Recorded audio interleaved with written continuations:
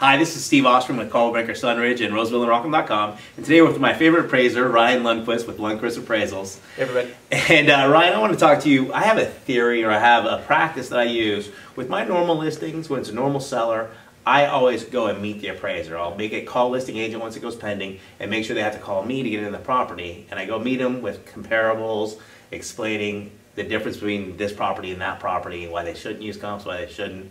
How do you feel when agents do that with you? I think agents need to stop it. No, I'm just kidding. I'm just kidding.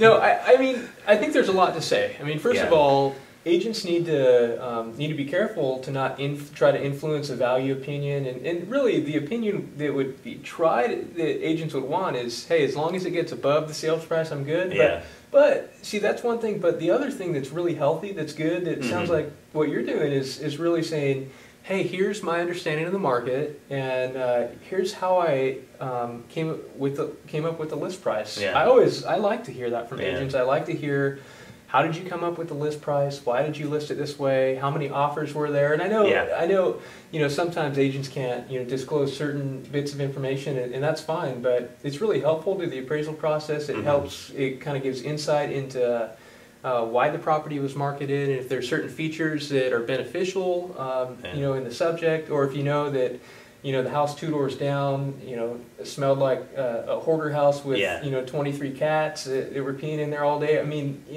those types of things are really good. And that's what I do mostly. Because most of our listings are in Roseville and Rockham. So chances are I've seen the listing at some point in time, whereas the appraiser might not have seen that one that was on the market for one day and went for $100,000 less than anything in the neighborhood. But it had a roof that leaked. It had definitely mold problems, or it was a marijuana house. I've had that on comps before, of discrediting it because of that. And I think it's important for me to tell them, because it's not always in the MLS notes. Yeah, absolutely. Yeah, it comes down to, I think, just professionals sharing information together, and that's very valuable. It's not always received. I think sometimes it can have a little bit of a stigma in the appraisal industry, where they think, here's another agent trying to influence me. Here's another agent telling me how to value a house. But I really think that just needs to be thrown off, and take it for what it's worth, and approach it from an educational standpoint and a mutual respect and sharing of market information. Because I think there needs to be a greater degree of sharing, and and that sounds like such a cookie cutter, neat little answer, but I really believe that's true. Yeah, I do. I completely believe it's true.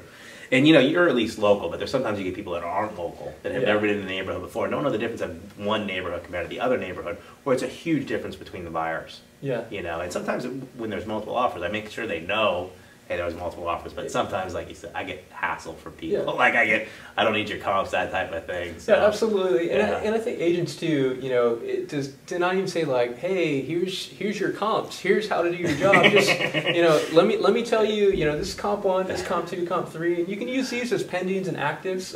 Just say, hey, here's my research that I compiled. This is how I listed the property. So it's not language that says, hey man, let me show you how the market, because I am the market specialist. I've been working here for 25 years, and I've been, that kind of doesn't, that puts up the walls right away. Gotcha. So let's try to get better that stuff down. No, I'm not.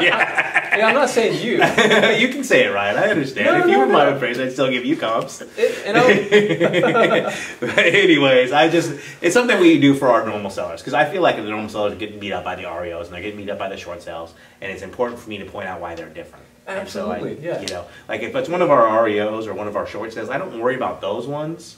I just worry about, I let Jen worry about the short sales. I just worry about the ones that are, normal sellers. Yeah, I mean, I just appraised property in an area of Sacramento yesterday, finished my appraisal, and the short sales were much lower than everything else. And so my value, I was kind of worried. I'm thinking, well, what's the underwriter going to do with this value? But I think it was legitimate. The short sales were around, 130, 140, and my value was 157. And I just thought, this is what the market does. And so if I didn't have an understanding of the market, I just came in and just sort of used all the short sales and, Banco and fixers, then that wouldn't be good news for anyone.